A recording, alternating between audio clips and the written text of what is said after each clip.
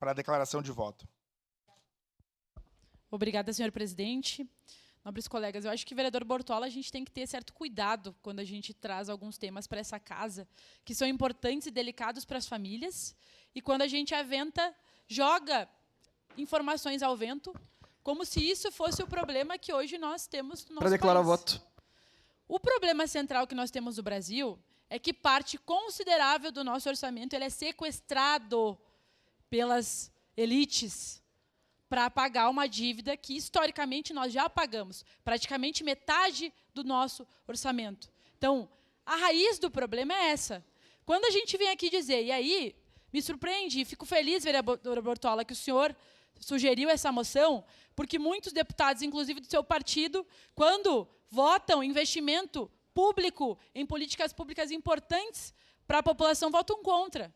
E aí votam contra investir mais em saúde, educação, assistência e votam a favor de uma moção de acesso ao BPC. É contraditório.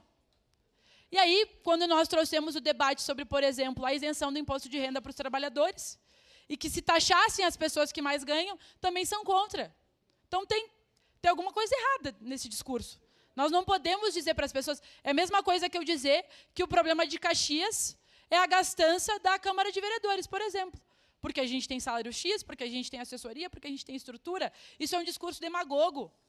Se nós fechássemos a Câmara de Vereadores, fechasse o Congresso Nacional, fechasse todos os poderes, não gastasse nada com o sistema político, que sim, eu sou contra privilégio. Sou contra totalmente privilégio, obviamente, dos políticos. Não acho que a gente tem que ter privilégio.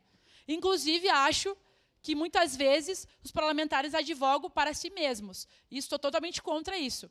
O que eu estou dizendo é que, se nós fechássemos o Congresso Federal, fechássemos todos os ministérios, não tivéssemos poder nenhum no país, o problema ia continuar. Porque o cerne da questão é que o nosso orçamento é sequestrado para manter mais rico quem já é rico nesse país. É sobre isso que nós temos que debater. Então, voto favorável, mas a gente não pode enganar o povo com demagogia barata, dizendo que o problema é um, sendo que o problema é outro. Obrigado, senhor presidente. Obrigado, vereadora Andressa.